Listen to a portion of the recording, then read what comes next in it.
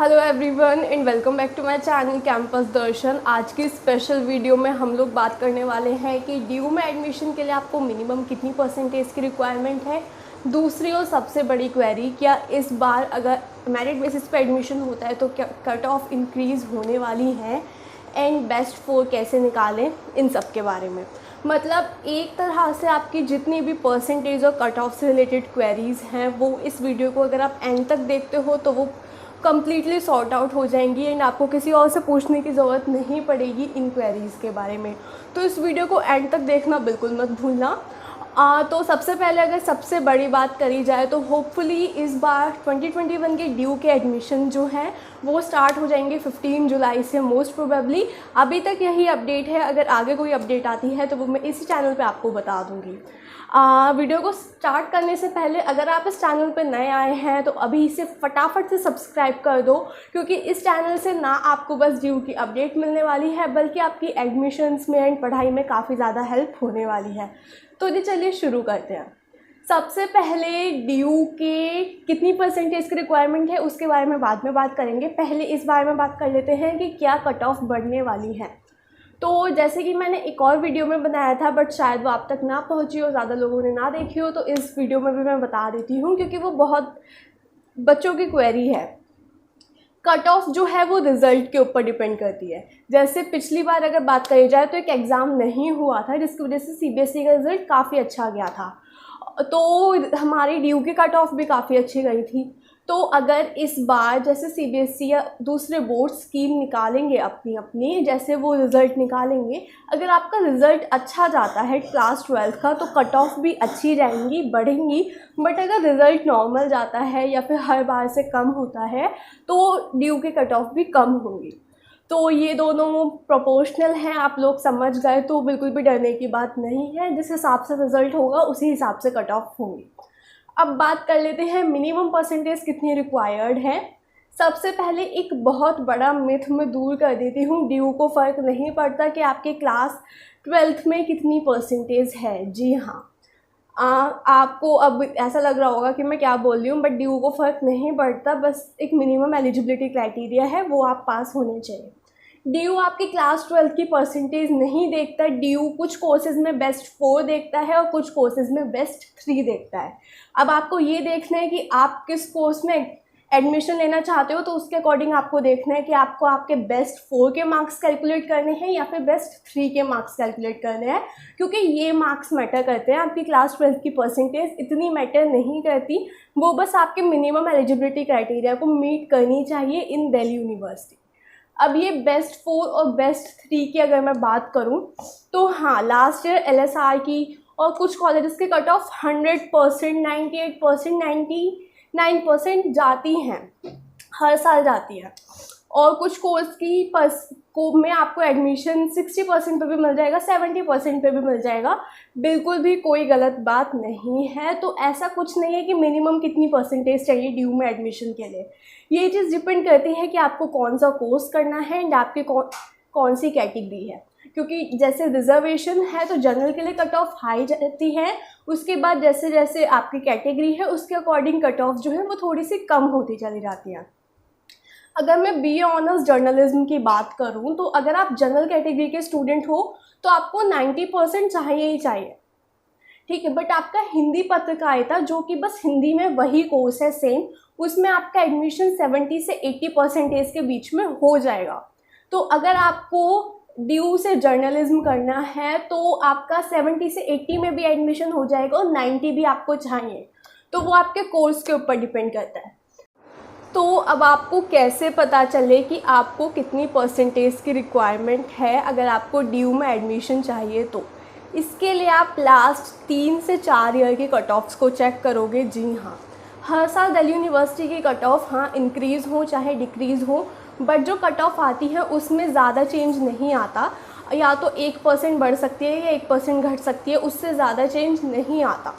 तो आप क्या करोगे, आपको जिस कोर्स में एडमिशन चाहिए एंड आप अपनी कैटेगरी के अकॉर्डिंग प्रीवियस ईयर की कट ऑफ्स को चेक करोगे लास्ट 3 ईयर की। अब जब आप वो 3 ईयर की कट ऑफ चेक कर लोगे तो आपको आइडिया लग जाएगा कि आपको कितनी परसेंटेज की रिक्वायरमेंट है अगर आपको ये कॉलेज चाहिए तो और ये कोर्स करना है तो तो यही बेस्ट तरीका है ये देखने का कि आपको मिनिमम कितनी परसेंटेज की रिक्वायरमेंट है अगर आपको दिल्ली यूनिवर्सिटी में एडमिशन चाहिए तो। साथ में कट ऑफ बेसिस के अलावा स्पोर्ट्स कोटा, ईसीए कोटा के अंदर एडमिशन्स भी होते हैं, या फिर अगर आप NCWEB से करोगे या फिर सोल से करोगे तो इनमें कट ऑफ काफ़ी ज़्यादा कम जाती हैं। कुछ BVOC के कोर्सेज़ हैं जिनमें कट ऑफ भी काफ़ी कम जाती है, तो कुछ ऐसे कोर्सेज़ भी हैं जिनमें अगर आपकी कम परसेंटेज है तो भी आपका दिल्ली यूनिवर्सिटी में एडमिशन आराम से हो जाएगा। बट उसके लिए आपको प्रीवियस ईयर की कट ऑफ को चेक करना है, जिससे आपको एक प्रॉपर आइडिया मिल जाएगा। यार दिल्ली यूनिवर्सिटी में 70+ कॉलेजेस हैं, अगर मैं एक्यूरेटली बात करूं तो 77 कॉलेजेस हैं एंड बहुत सारे कोर्सेज़ हैं। तो ये बता पाना कि आपको मिनिमम कितनी परसेंटेज की रिक्वायरमेंट है ड्यू में एडमिशन के लिए, ये बहुत ही ज़्यादा मुश्किल है, क्योंकि अगर हम ऐसे बताते भी हैं तो फिर बस वो एक कोर्स के लिए होगा या फिर एक कॉलेज के लिए होगा। बट हो सकता है कि आप कोई और दूसरा कोर्स करना चाहते हो या आपकी कुछ और कैटेगरी हो। जनरल वालों के लिए कट ऑफ थोड़ी सी हाई जाती है, बाकी रिजर्व कैटेगरीज के लिए थोड़ी सी कट ऑफ कम रहती हैं। मैं आपको एक और प्रो टिप दूंगी और वो ये होगी कि आपकी 90% तक क्वेरीज सॉल्व हो जाएंगी। मतलब कुछ स्टूडेंट्स की जो क्वेरीज़ हैं वो बहुत ज़्यादा सिंपल होती हैं। मैं ये नहीं बोले कि वो क्वेरीज़ गलत होती हैं, बट कई बार जब हम कमेंट्स करते हैं या फिर हम इंस्टाग्राम पे भी DM करते हैं तो वो एड्रेस नहीं हो पाती, जिनकी वजह से आप परेशान रहते हो।